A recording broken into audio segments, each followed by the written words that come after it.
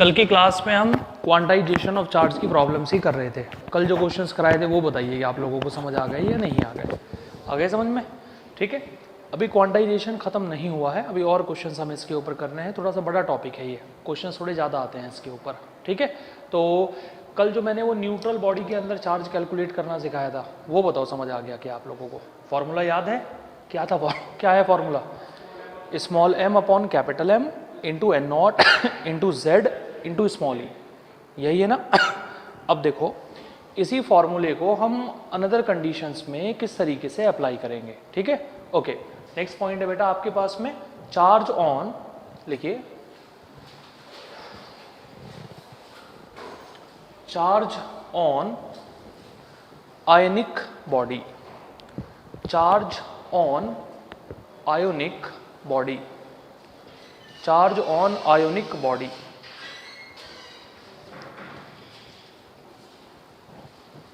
ठीक है, देखो कल हम बात कर रहे थे न्यूट्रल बॉडी की, अब हम बात करेंगे आयोनिक बॉडी की।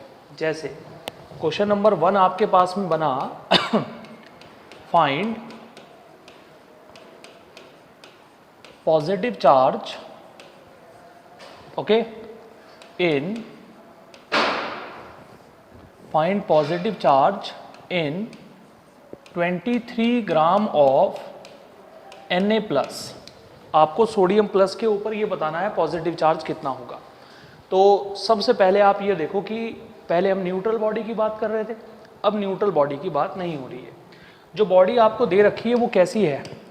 सोडियम प्लस है, ठीक है, Na+ है। अब सोडियम के ऊपर प्लस का साइन है, इसका मतलब है कि ये न्यूट्रल बॉडी नहीं है, इसके ऊपर सिर्फ और सिर्फ पॉजिटिव चार्ज है। कौन सा चार्ज है? वही पॉजिटिव चार्ज हमें इसके अंदर कैलकुलेट करना है। देखो Na के ऊपर प्लस का साइन है, इसका मतलब है कि ये न्यूट्रल नहीं है। जो हम पहले पढ़ रहे थे कि जितना पॉजिटिव होगा उतना ही नेगेटिव होगा, वैसा चक्कर नहीं है। इसके अंदर सिर्फ पॉजिटिव चार्ज ही होगा और वो पॉजिटिव चार्ज हमें कैलकुलेट करना है। तो किसी भी आयनिक बॉडी पर बेटा चार्ज कैलकुलेट करने का फॉर्मूला है ये small m upon capital M, जैसे हम कल यूज़ कर रहे थे, एन नॉट जैसे हम कल यूज़ कर रहे थे, साथ में आएगा स्मॉल n इंटू ई। ये बताइए कि जो कल हमने फॉर्मूला पढ़ा था फॉर न्यूट्रल बॉडी और ये जो आज मैंने आपके सामने फॉर्मूला लिखा है, इन दोनों में डिफरेंस क्या है आप मुझे ये बताइए। वहाँ z था, यहाँ स्मॉल n है। अब z काहे को शो कर रहा था? z शो कर रहा था एटॉमिक नंबर को, कितने इलेक्ट्रॉन है उसके अंदर। स्मॉल n शो करेगा कि ये एटम कितने इलेक्ट्रॉन का कंट्रीब्यूशन कर रहा है। आसान शब्दों में कहें तो ये जो स्मॉल n है ना, ये इस बात को रिप्रेजेंट करेगा कि इसके ऊपर कितने प्लस हैं और कितने माइनस हैं। समझ में आ रही बात? जैसे Na के ऊपर कितने प्लस लगे हुए हैं? 1, तो यहाँ स्मॉल n की जो वैल्यू होगी वो 1 के इक्वल होगी। बोलिए समझ आया नहीं आया? जैसे कैल्शियम होगा, सब बताऊंगा, चिंता मत करो। कैल्शियम के ऊपर 2 प्लस होंगे, प्लस प्लस, तो यहाँ n की वैल्यू 2 हो जाएगी, यानी कैल्शियम 2 इलेक्ट्रॉन का कॉन्ट्रीब्यूशन कर रहा है। बात समझ में आ रही है? बस आपको वैसे ही काम करना है। अब आप मुझे बताइए, charge is equal two plus small m की वैल्यू कितनी हो गई बेटा आपके पास में? 23। कैपिटल M, सोडियम का कैपिटल M कितना होता है? वो भी 23 ही होता है या नहीं होता है? सोडियम के लिए एटॉमिक वेट भी 23 है। एन नॉट कितना है अपने पास में? 6 इंटू 10 की पावर 23, सॉरी 6 इंटू 10 की पावर 23। स्मॉल n की वैल्यू हो गई 1 और इलेक्ट्रॉन का चार्ज हो गया ये 1.6 इंटू 10 की पावर माइनस के 90। ठीक है, ये कैंसिल आउट हो गया।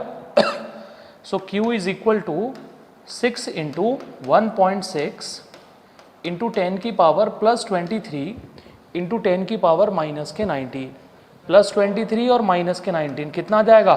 Plus 4 coulomb. इस तरीके से हम प्रॉब्लम को सॉल्व करेंगे। बोलिए समझ आया नहीं आया? एक और एग्जाम्पल आप देखिए, जैसे एक छोटा सा एग्जाम्पल हमारे पास में ये बना,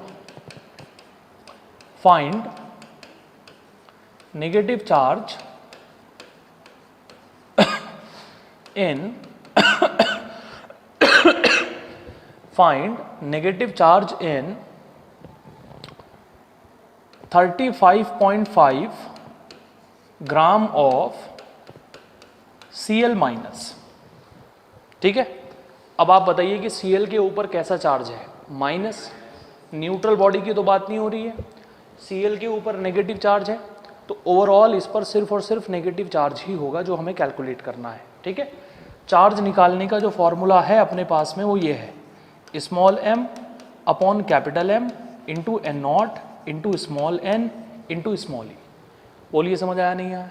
बस वैल्यू पुट करनी है और कुछ भी नहीं करना है। अब बताइए स्मॉल m की वैल्यू कितनी हो जाएगी हमारे पास में? 35.5। क्लियर? कैपिटल M, Cl के लिए कैपिटल M की वैल्यू कितनी होती है? 35.5 ही होती है। एन नॉट कितना होगा हमारे पास में? 6 इंटू 10 की पावर 23। स्मॉल n कितना होगा? कितने नेगेटिव हैं? एक, ये हो गया 1। और E की वैल्यू कितनी होगी? 1.6 इंटू 10 की पावर -19। ठीक है, बोलो क्या कह रहे हो? कौन से वाले? नहीं नहीं, नेगेटिव तो यहाँ सामने आएगा, वो तो आपको पता ही है कि Cl माइनस है तो नेगेटिव चार्ज होगा, तो उसे लेने की कोई ज़रूरत नहीं है। फाइनली जब आप चार्ज की वैल्यू निकाल दोगे तो उसके सामने माइनस लगा देना बस। ठीक है, अब इससे ये क्या हो गया? कैंसिल आउट हो गया। क्या आंसर बना हमारे पास में? Same, 6 into 1.6। चार्ज कैसा है? नेगेटिव, इंटू 10 की पावर 4 कूलम। इतना चार्ज होगा हमारे पास में। बोलिए समझ आया नहीं आया?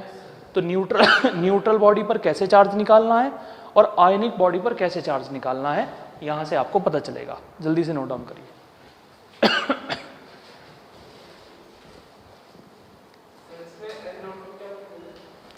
एन नॉट है Avogadro number, Avogadro number constant होता है। ठीक है, 6 इंटू 10 की पावर 23 इसकी वैल्यू होती है। ओके,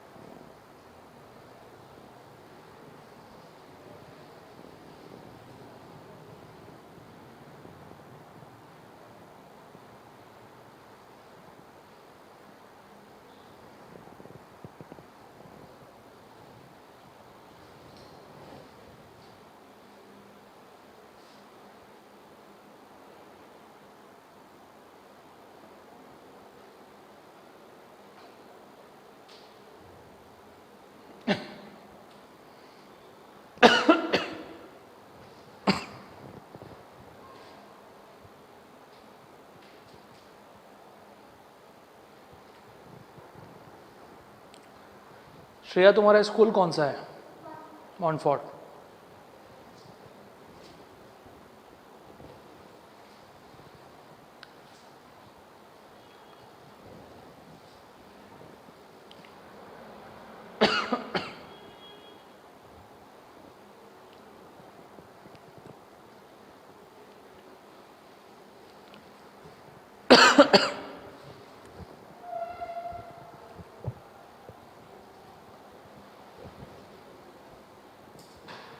हो गया बेटा?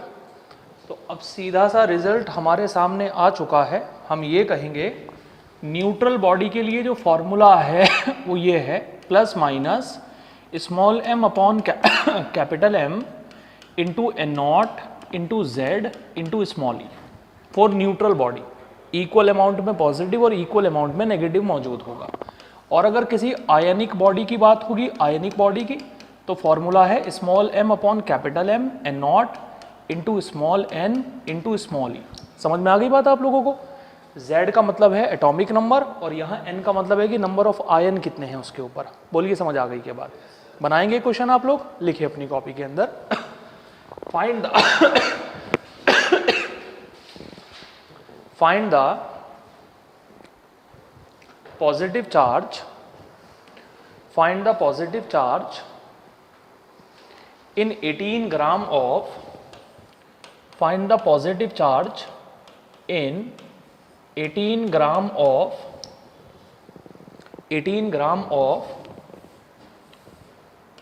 Beryllium plus plus plus. ठीक है, एक एटम 3 इलेक्ट्रॉन का कंट्रीब्यूशन कर रहा है। आपको यहां बताना है कि इसके ऊपर कितना पॉजिटिव चार्ज रहने वाला है। तो देखो कौन सा फॉर्मूला लगाओगे। ये फॉर्मूला कौन सी बॉडी के लिए है? न्यूट्रल। और ये कौन सा फॉर्मूला किसके लिए है? आयनिक बॉडी के लिए। समझ में आ रही बात? लगाइए फॉर्मूला और देखिए क्या आंसर आएगा आपके पास में। बेरिलियम के लिए कैपिटल M की वैल्यू 9 होती है भैया, कैपिटल M 9 होगा हमारे पास में, एटॉमिक मास 9 होने वाला है।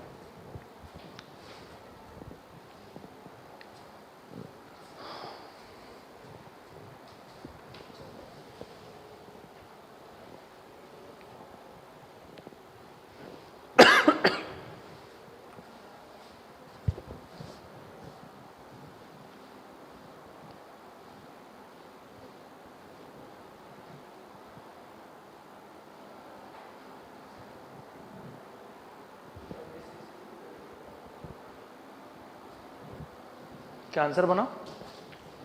देखो क्या आंसर बनेगा। सबसे पहले आप ये देखो कि बेरिलियम के ऊपर होगा पॉजिटिव चार्ज, फॉर्मूला होगा small m upon capital M into N not into small n into small e। Clear? बस वैल्यूज पुट करनी है आपको। भाई मास हो गया 18, कैपिटल M हो गया आपके पास में 9। बोलिए क्लियर है या नहीं है? एन नॉट कितना हो गया बेटा आपके पास में? 6 इंटू 10 की पावर 23। स्मॉल n बताइए कितना होगा? अनमोल बताइए स्मॉल n कितना होगा? स्मॉल n की वैल्यू क्या होगी?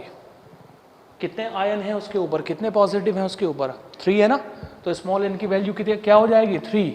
और स्मॉल e की वैल्यू 1.6 इंटू 10 की पावर माइनस के 19 कूलम। सॉल्व करेंगे आंसर निकल जाएगा। इससे ये कैंसिल आउट हो जाएगा तो क्या बचेगा? 2 की मल्टीप्लाई 3 में करेंगे 6 की मल्टीप्लाई 6 में करेंगे 36। ठीक है, इंटू 1.6 भी तो है बेटा, 1.6 नहीं है, इंटू 10 की पावर 4 कूलम। इनकी मल्टीप्लाई करके तब आपका आंसर निकलेगा। ठीक है, अब आपकी अप्रोच पूरी अच्छे तरीके से क्लियर है, कब कौन सा फॉर्मूला लगाना है, न्यूट्रल के लिए कौन सा लगाना है, आयनिक के लिए कौन सा लगाना है। अब हम बढ़ जाते हैं आगे। ठीक है, हो गया ना इतना क्लियर सभी लोगों को? Very good. चलिए नेक्स्ट क्वेश्चन देखिए बेटा, हमारे पास में ना क्या रहने वाला है।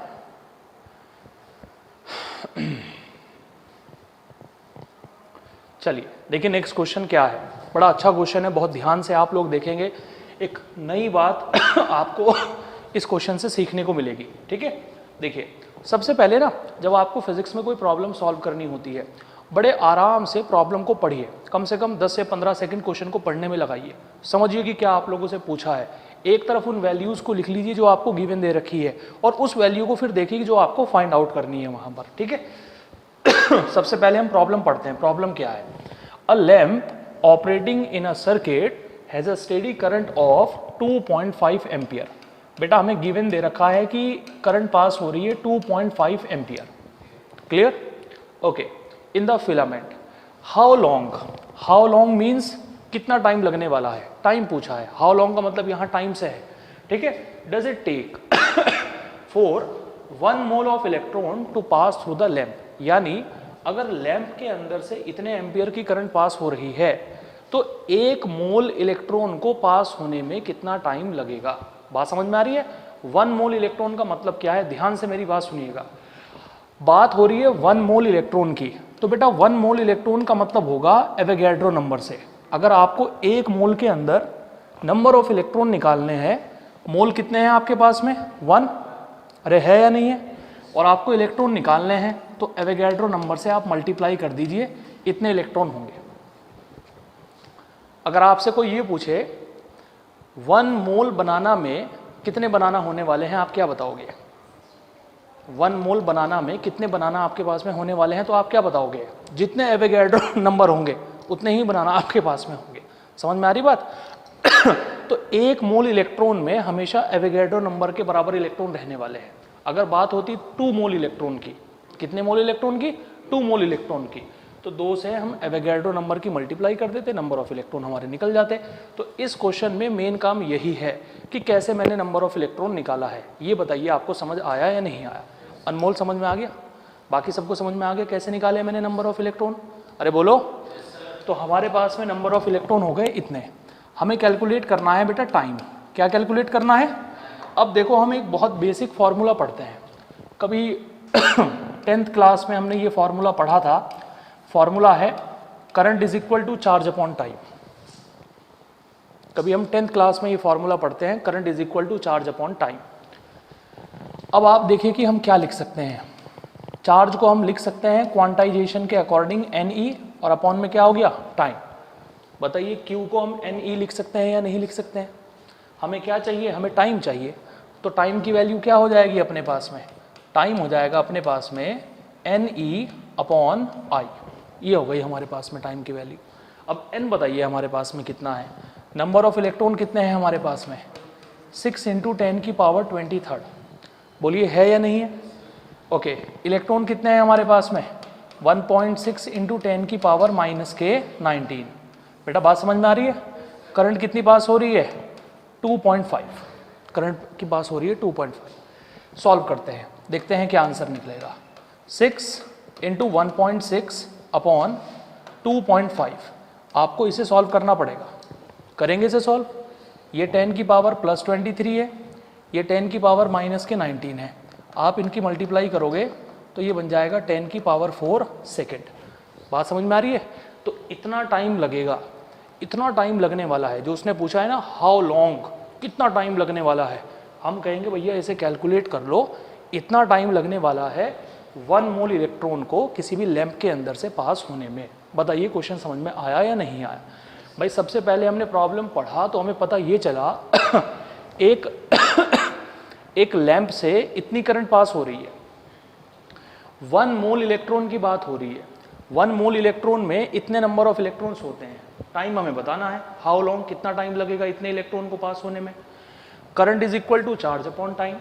हमने चार्ज को लिख दिया NE अपॉन टाइम। बात समझ में आ रही है आप लोगों को?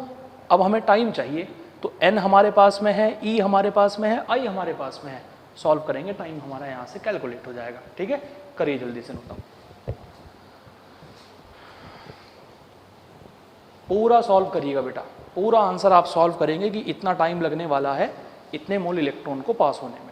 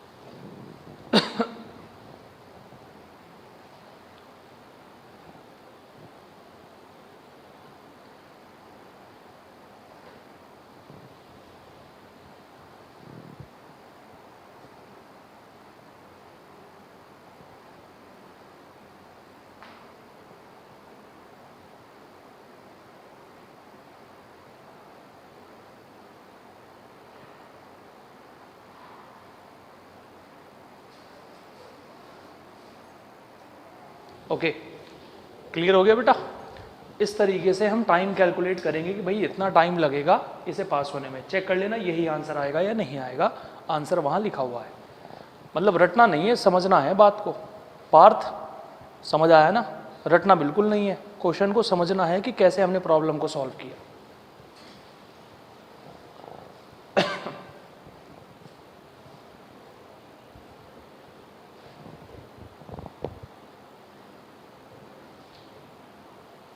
ओके, आगे बढ़ें। कोई प्रॉब्लम किसी को? ठीक है, अब नेक्स्ट क्वेश्चन हम देखते हैं बेटा क्या है हमारे पास में। देखिए नेक्स्ट हमारे पास में एक थियोरेटिकल प्रॉब्लम है। ठीक, बोर्ड एग्जाम में बड़ा कॉमन क्वेश्चन है ये। कुछ सवालों में हमें बोर्ड की भी बात करनी पड़ेगी कि भैया सब कुछ बैलेंस करके हमें अच्छे तरीके से चलना है। प्रॉब्लम देखिए आप क्या है। नंबर 1 पॉइंट आपको दे रखा है कि explain the meaning of statement of electric charge of a body is quantized. यानी सीधा सीधा मतलब ये है कि क्वांटाइजेशन ऑफ चार्ज का क्या मतलब होता है, आपको ये एक्सप्लेन करना है। अब क्वांटाइजेशन ऑफ चार्ज मैं आपको पढ़ा चुका हूँ, और क्वांटाइजेशन ऑफ चार्ज होता है Q is equal two plus minus के NE। बताइए पढ़ाया है या नहीं पढ़ाया है? और मैंने क्या बताया था आपको कि क्वांटाइजेशन ऑफ चार्ज के अकॉर्डिंग ये जो N है ये यहाँ क्या होगा, ये N यहाँ पर इंटीजर होगा। क्या होगा? N इंटीजर रहने वाला है। बताइए समझ आया नहीं आया? तो पहला वाला पॉइंट तो बड़ा आसान है, हमने आराम से इसका आंसर बता दिया। अब आते हैं बी पार्ट पर। बी पार्ट में दो तरीके से सवाल हमसे पूछा जाता है, और वो ये है कि आप ये बताइए कि ये जो क्वांटाइजेशन ऑफ चार्ज का प्रिंसिपल है ये कहाँ जाकर फेल हो जाता है।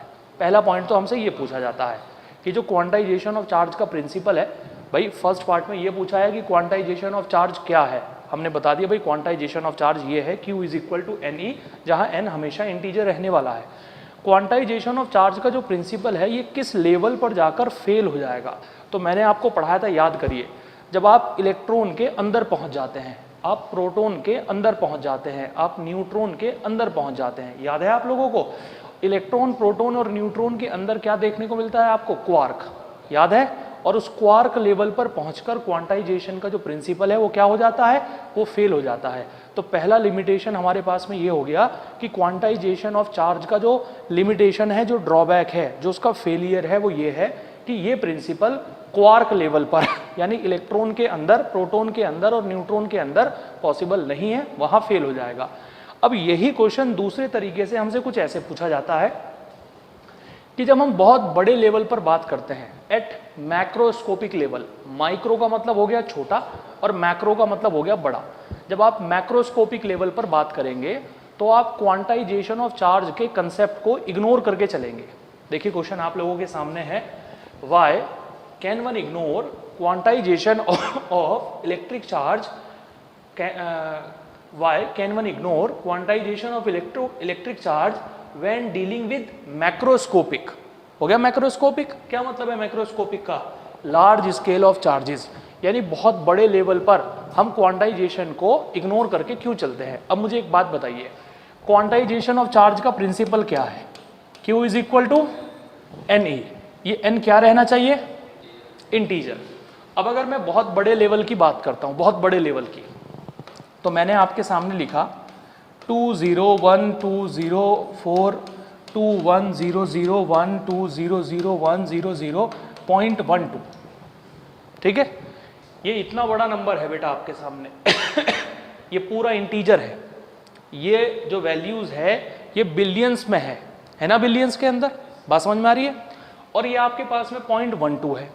तो मुझे आप एक बात बताइए, इतनी बड़ी वैल्यू के सामने क्या आप 0.12 रखना चाहेंगे, 0.12, 0.12 इतनी बड़ी वैल्यू के सामने बहुत छोटी वैल्यू है या नहीं है।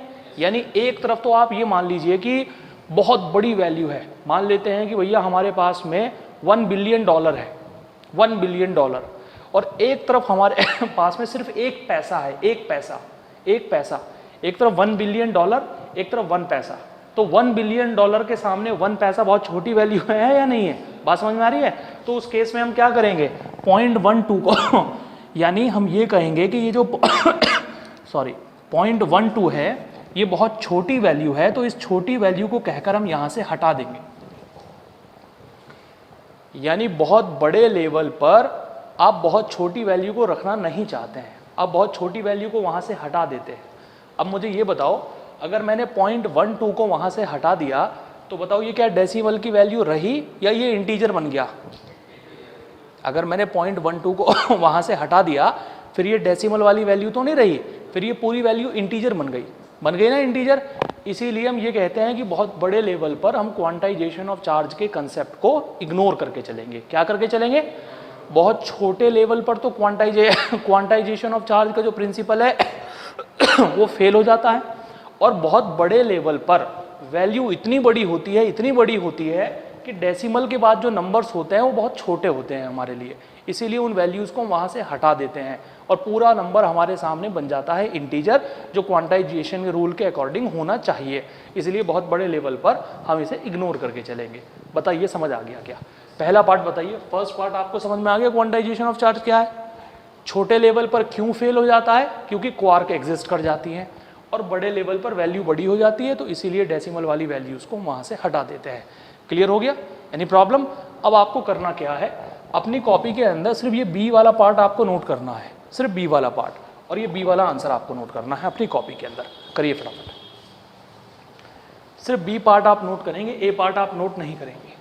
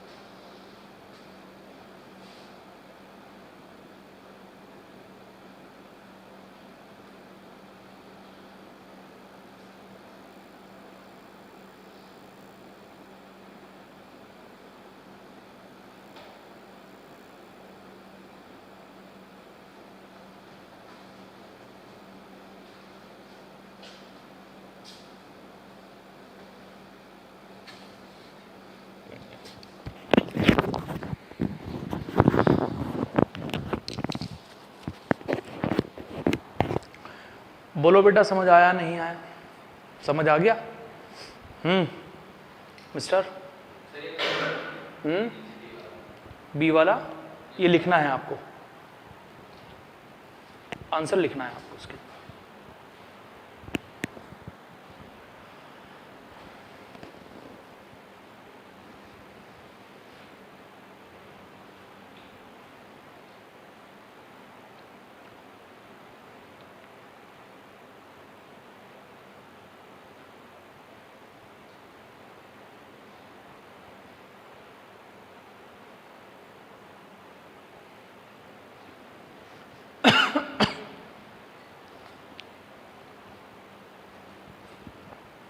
ओके,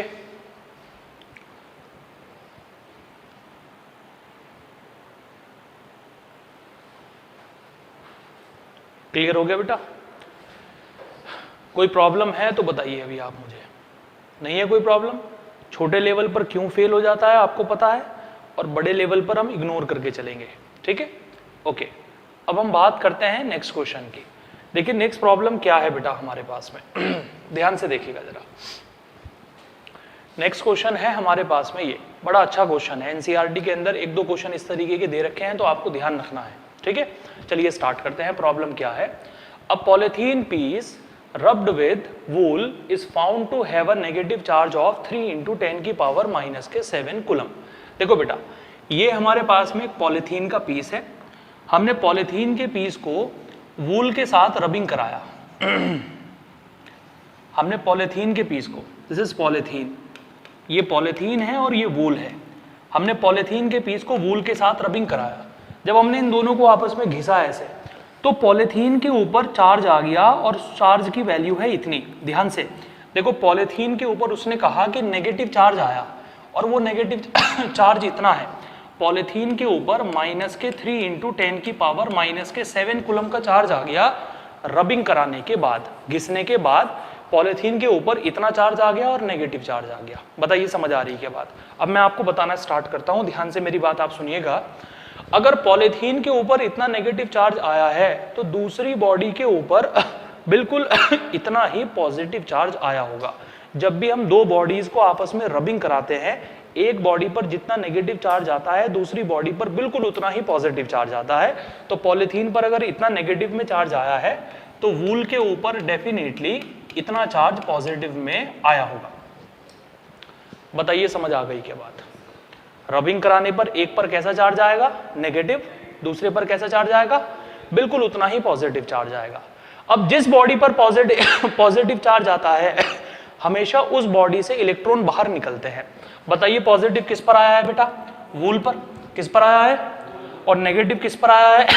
तो हम ये कहेंगे कि वूल से निकलकर इलेक्ट्रॉन पॉलीथीन पर शिफ्ट हो जिस बॉडी पर पॉजिटिव चार्ज आता है वहां से इलेक्ट्रॉन बाहर निकलते हैं और जिस बॉडी पर नेगेटिव चार्ज आता है वहां इलेक्ट्रॉन एक्सेप्ट होते हैं। तो बताइए इलेक्ट्रॉन कहां से कहां ट्रांसफर हुए? इलेक्ट्रॉन ट्रांसफर हुए हैं वूल टू पॉलीथीन। बताइए क्लियर हुआ या नहीं हुआ? भाई एक तो हमारा ये हो गया कि पॉलीथीन पर इतना चार्ज आया नेगेटिव, वूल के ऊपर बिल्कुल इतना ही पॉजिटिव चार्ज आया। अब जिस पर पॉजिटिव चार्ज आता है वहां से इलेक्ट्रॉन बाहर निकलते हैं और जिस पर नेगेटिव चार्ज आता है वहां इलेक्ट्रॉन एक्सेप्ट होते हैं। अच्छा, अब थर्ड पॉइंट ये है, जिस पर पॉजिटिव चार्ज आता है उस बॉडी का वर्क फंक्शन कम होता है।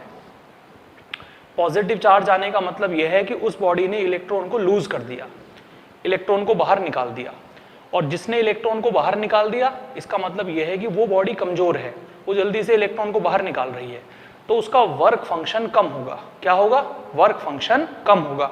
और जिस बॉडी पर नेगेटिव चार्ज आएगा उसका वर्क फंक्शन ज्यादा होगा। अब बताइए पॉजिटिव चार्ज किस पर आया है? वूल पर। नेगेटिव चार्ज किस पर आया है? पॉलीथीन पर।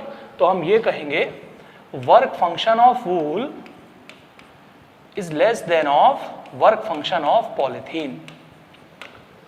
बताइए बेटा क्लियर हुआ या नहीं हुआ? ठीक है, वर्क फंक्शन आप समझते हैं क्या होता है? वर्क फंक्शन का मतलब यह है बॉडी के अंदर से एक इलेक्ट्रॉन को बाहर निकालने के लिए जो एनर्जी लगती है वो वर्क फंक्शन होता है।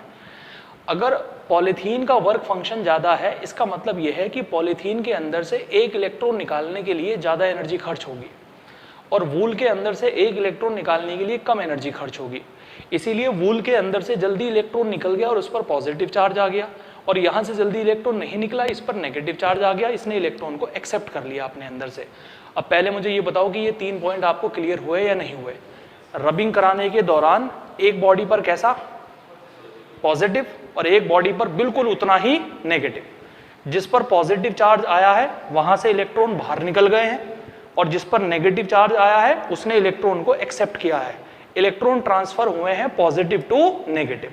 समझ में आ रही बात? जिस बॉडी पर पॉजिटिव चार्ज आता है उसका वर्क फंक्शन होता है कम, और जिस बॉडी पर नेगेटिव चार्ज आता है उसका वर्क फंक्शन होता है ज्यादा। समझ में आ गई बात आप लोगों को? ओके। अब थर्ड पॉइंट हमारे पास में ये बना बेटा कि यहां से इलेक्ट्रॉन निकलकर यहां चले गए, कितने इलेक्ट्रॉन ट्रांसफर हुए हैं, इलेक्ट्रॉन कितने ट्रांसफर हुए हैं उनकी वैल्यू हमें निकालनी है। ये बताइए कि वूल पर कितना चार्ज आया है? इतना। अरे बोलो, आया है या नहीं आया? क्वांटाइजेशन ऑफ चार्ज के अकॉर्डिंग हमारे पास में फॉर्मूला क्या है बेटा? Q is equal to NE। बोलिए है या नहीं है? N इज इक्वल टू कितना हो जाएगा अपने पास में? Q अपॉन E। So N is equal to Q की वैल्यू बताइए हमारे पास में क्या है? चार्ज की वैल्यू कितनी है? ये है 3 इंटू 10 की पावर माइनस के 7, और इसे हम लिख सकते हैं 1 अपॉन E। श्रेया बताइए 1 अपॉन E की वैल्यू क्या होगी? याद है बेटा? भूल गए? 6.25 इंटू 10 की पावर 18। ये 1 अपॉन E की वैल्यू होती है। जहां भी 1 अपॉन E आएगा आप ये वैल्यू यूज करेंगे। सीधा 1 अपॉन E को हमने कैलकुलेट कर दिया। तो कितना आंसर आया बेटा हमारे पास में? ये बताइए। इसकी मल्टीप्लाई यहां करेंगे 18.75 इंटू 10 की पावर 11 इलेक्ट्रॉन्स। इतने इलेक्ट्रॉन ट्रांसफर हुए हैं, इतने इलेक्ट्रॉन ट्रांसफर हुए हैं। कहां से कहां ट्रांसफर हुए हैं? Wool to polythene, wool to polythene. बताइए समझ आया नहीं आया?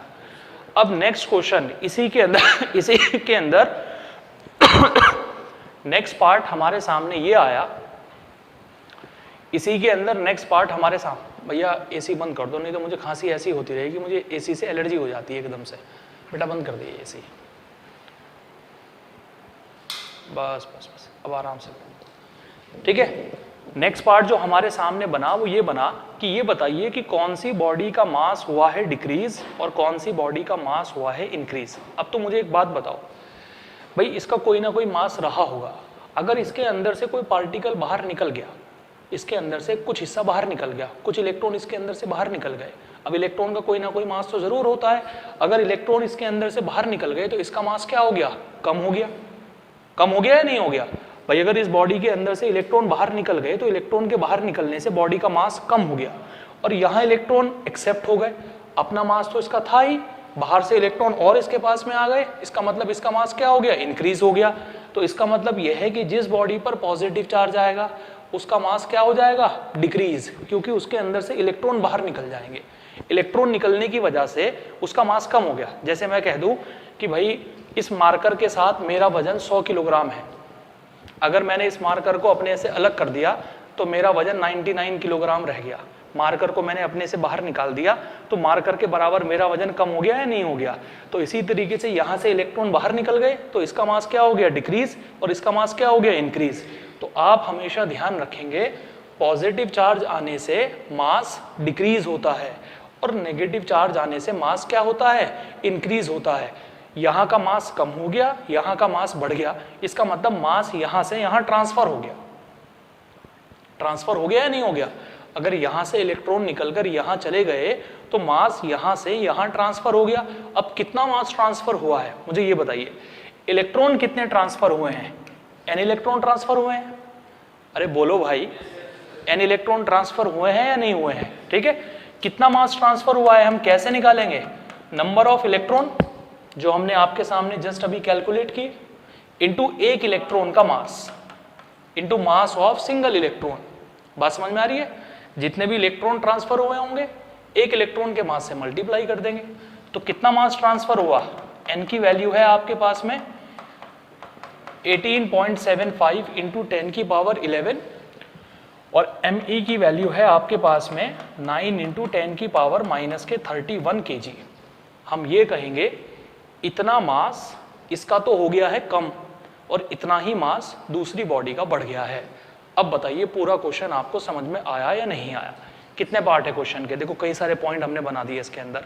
सबसे पहला पॉइंट, अगर हम दो बॉडीज को रबिंग कराएंगे तो रबिंग कराने से एक पर क्या आएगा, दूसरे पर जितना इस पर पॉजिटिव आएगा उतना ही नेगेटिव आएगा। पॉजिटिव का मतलब है कि इससे इलेक्ट्रॉन बाहर निकल गए हैं और इलेक्ट्रॉन बाहर निकलने की वजह से इसका मास क्या हो गया है, इसका मास कम हो गया है। नेगेटिव आने का मतलब यह है कि इसने इलेक्ट्रॉन को एक्सेप्ट किया है और इलेक्ट्रॉन को एक्सेप्ट करने की वजह से इसका मास बढ़ गया है। कितने इलेक्ट्रॉन ट्रांसफर हुए हैं? फॉर्मूला है Q is equal to N E, N is equal to Q upon E. हमने नंबर ऑफ इलेक्ट्रॉन निकाल दिए नंबर ऑफ इलेक्ट्रॉन। बात समझ में आ रही है आप लोगों को? अब जिस बॉडी पर पॉजिटिव चार्ज आएगा उसका वर्क फंक्शन होगा कम और जिस पर नेगेटिव चार्ज आएगा उसका वर्क फंक्शन ज्यादा होगा। पहले आप इसे नोट कर लो, फिर हम एक और ऐसा ही क्वेश्चन डिस्कस करेंगे, आपको समझ आ जाएगी बात।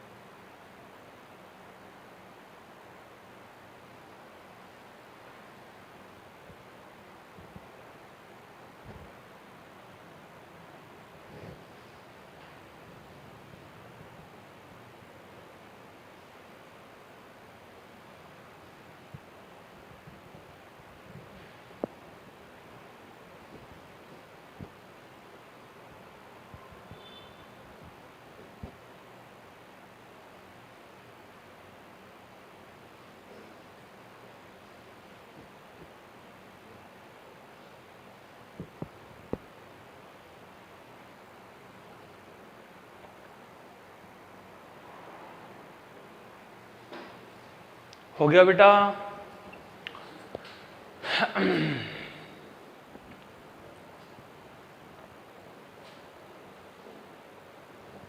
ठीक है, बढ़े आगे।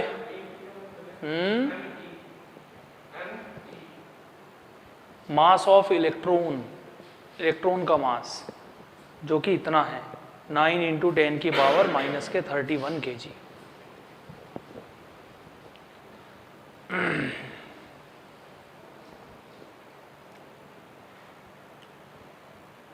कर लिया? समझ में आया कुछ?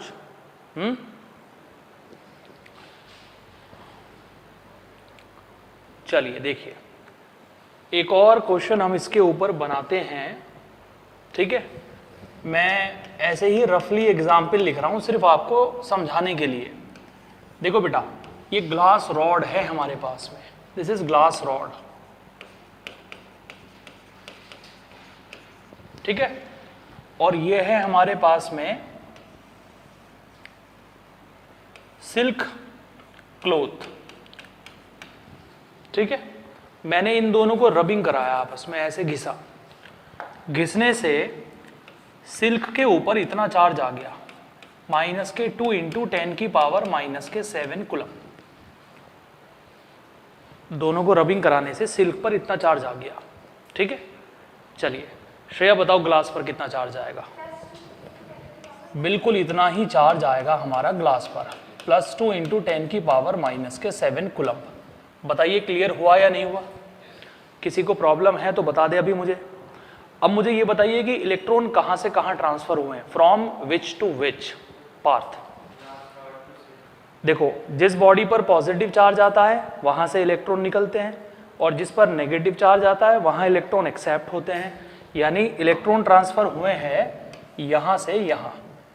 बेटा समझ रहे हो, यहाँ से इलेक्ट्रॉन यहाँ ट्रांसफर हुए हैं, तो हम कहेंगे नंबर 1 कि ग्लास रॉड पर इतना चार्ज आएगा। इलेक्ट्रॉन ट्रांसफर हुए हैं glass to silk, glass to silk. Clear है? इतना डाउट, कोई प्रॉब्लम तो नहीं है? अब कितने इलेक्ट्रॉन ट्रांसफर हुए हैं, मैंने उसे नाम दिया n। क्या नाम दिया? कैसे निकालूंगा n, मुझे ये बताइए। Q = क्या होता है बेटा आपके पास में? Ne। बताइए नंबर ऑफ इलेक्ट्रॉन कैसे निकलेंगे? Q/E। Q की वैल्यू कितनी है आपके पास में? 2 × 10⁻⁻7, और 1/E को हम क्या लिखेंगे? 6.25 × 10⁻18। डायरेक्ट हम ऐसा इसे लिख सकते हैं, कोई प्रॉब्लम नहीं है। समझ रहे हो? बताइए कितना आंसर आया आपके पास में?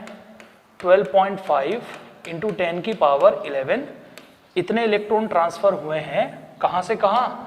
इतने इलेक्ट्रॉन ट्रांसफर हुए हैं ग्लास रॉड टू सिल्क। ठीक है, क्लियर?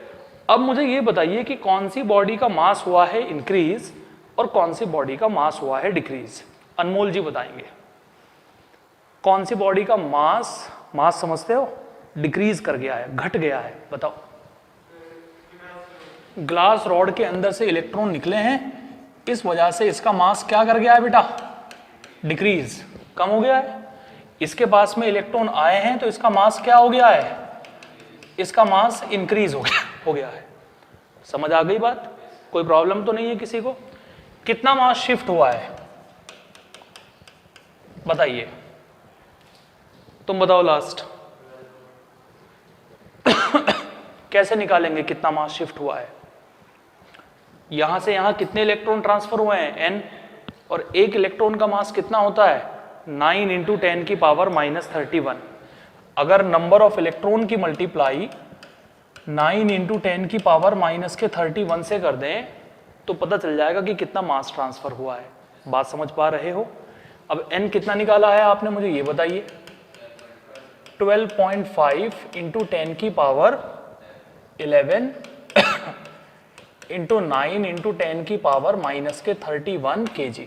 लो बेटा, इतना मास शिफ्ट हुआ है कहां से कहां? Glass rod to silk. इतना मास इस बॉडी का कम हो गया है और इतना मास सिल्क का बढ़ गया है। बताइए समझ आया नहीं आया? फाइनल आंसर मैं आपसे पूछूंगा, ये बताइए कौन सी बॉडी का वर्क फंक्शन ज्यादा है, कौन सी बॉडी का वर्क फंक्शन कम है। पहले मुझे वर्क फंक्शन की डेफिनेशन बताइए। अब बताओ श्रेया डेफिनेशन। सिंगल इलेक्ट्रॉन को बॉडी से बाहर निकालने के लिए जितनी एनर्जी चाहिए होती है उसे बोलते हैं वर्क फंक्शन। और जिस बॉडी पर पॉजिटिव चार्ज आता है हमेशा उसका वर्क फंक्शन कम होता है, और जिस बॉडी पर नेगेटिव चार्ज आता है हमेशा उसका वर्क फंक्शन ज्यादा होता है। अब बताओ पॉजिटिव किस पर आया? ग्लास पर, और नेगेटिव किस पर आया? तो आप क्या कहोगे? Work function of silk is greater than work function of glass. बताइए क्लियर हुआ या नहीं हुआ? ठीक है, इस तरीके से हम प्रॉब्लम को सॉल्व करेंगे। Okay, any doubt? कोई प्रॉब्लम है तो अभी बताइए। वर्क फंक्शन क्या है? जैसे मार्कर है, मार्कर के अंदर से हमें एक इलेक्ट्रॉन बाहर निकालना है तो उसके लिए ना हमें एक एनर्जी देनी पड़ेगी मार्कर को, उसे हम कहेंगे वर्क फंक्शन। किसी भी बॉडी के अंदर से एक इलेक्ट्रॉन को रिमूव करने के लिए, समझ में आ रही बात? जो एनर्जी चाहिए होती है, जो एनर्जी रिक्वायर्ड होती है, वही हमारा वर्क फंक्शन कहलाता है। क्लियर? ठीक है बेटा, समझ आ गया सभी लोगों को? ओके, तो अब फाइनली सिर्फ एक क्वेश्चन आपका बचा है, एक तरीके का सवाल, ओनली वन टाइप का क्वेश्चन आपका बचा है। बाकी सभी तरीके के क्वेश्चन मैंने आपको करा दिए हैं। कल फ्राइडे है, आपको क्या करना है, अपनी होमवर्क कॉपी के अंदर जितने भी क्वेश्चंस अभी तक मैंने आपको कराए हैं वो सारे के सारे क्वेश्चंस आपको रिपीट करने हैं, और रिपीट करने के बाद में आप मुझे अपनी होमवर्क कॉपी सबमिट करेंगे यहाँ पर, ठीक है। और जिस क्वेश्चन में आपको प्रॉब्लम होगी कल वो भी आप मुझसे डिस्कस करेंगे। जो क्वेश्चन आपको समझ नहीं आया होगा या जिसका आंसर नहीं बन रहा होगा वो आप मुझसे क्लियर करेंगे। समझ में आ गई बात? चलिए।